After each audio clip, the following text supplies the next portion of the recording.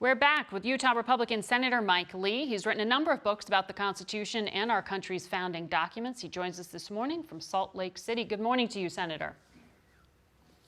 Good morning.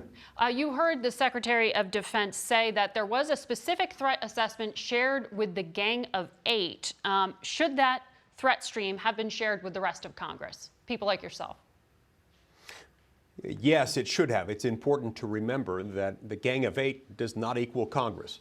The House of Representatives has 435 members. The Senate has 100 members. Look, I understand Secretary Esper's point. I understand that not every piece of information can or pragmatically should be shared with all 535 members of Congress. But drive-by notification to 8 people is not the same as notification to Congress. Remember, there is an important constitutional reason for this.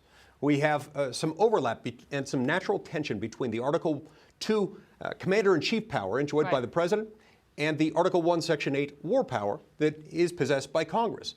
In order to know and understand where one power ends and another begins in any context, we need to have a certain amount of information, and an adequate amount of information was not shared with us. Well, there was information shared with Fox News in that interview the president gave where he said it was his belief that there were 4 embassies that were going to be threatened by attack by Iran. You've spoken to the president. Was that television interview the first time you heard it?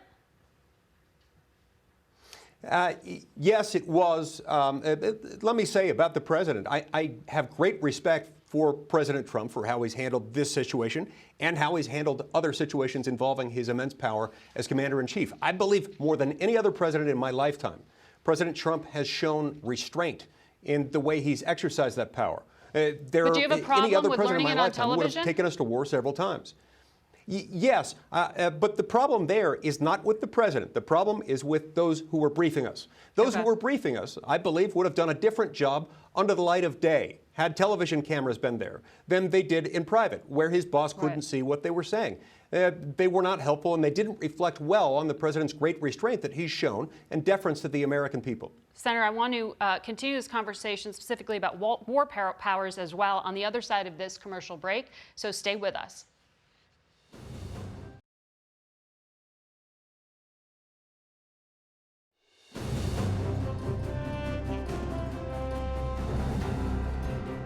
Welcome back to Face the Nation. We're back now with more from Republican Senator Mike Lee.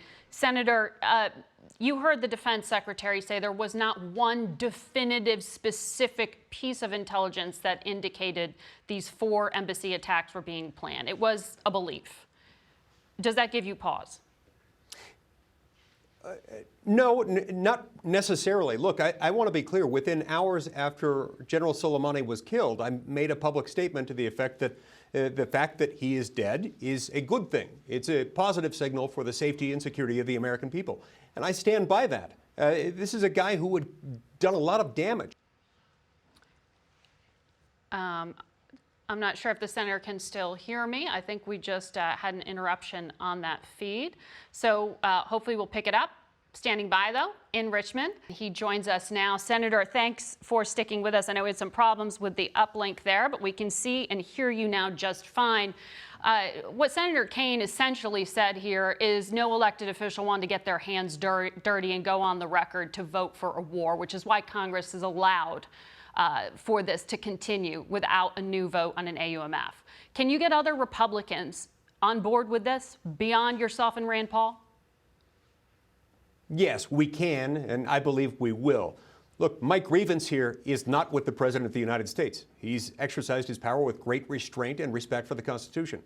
It's not even really as much with the briefers, even though I didn't love the briefing the other day, as it is with Congress. Congress is the problem. We have to remember that this isn't just about this president or this war. This is about the future question of what any president can do to get us into any war. Over many decades, Congresses and White Houses of every conceivable partisan combination have led us down this path where it's very easy for members of Congress to wash their hands of it, to step away and say this isn't our problem.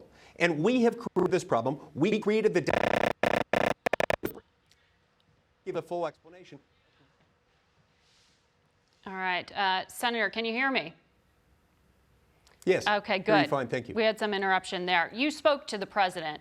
Have you received any private assurance that Congress would be consulted if he plans to take future military action against Iran?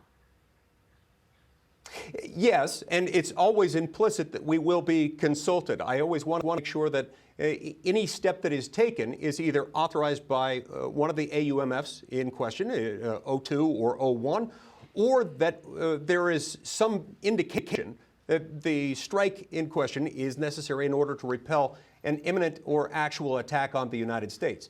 That's always the question, and it's one of the reasons why I'm co-sponsoring Tim Kaine's resolution, is to make clear that neither the 01 nor the 02 authorization can be read fairly to authorize a war against Iran.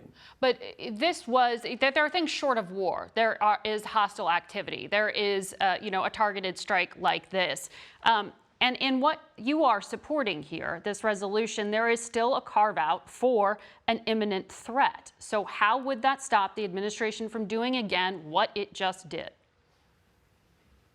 Well, anytime we have something like this and we've signaled in advance that it's not covered by an existing AUMF, then yeah, we're relying on the good faith use of the commander-in-chief power by the president. This is not a new precedent. It's not contingent on or rooted in this presidential administration. This goes back to 1791, when George Washington pointed out that it's okay for the president to act in order to repel an actual or imminent attack without authorization from Congress. But he also noted that it's important that any sustained military effort does have to be authorized. Senator Lee, thank you for joining us. Next time, I hope you're here sitting across from me so we can see and hear each other more clearly next time.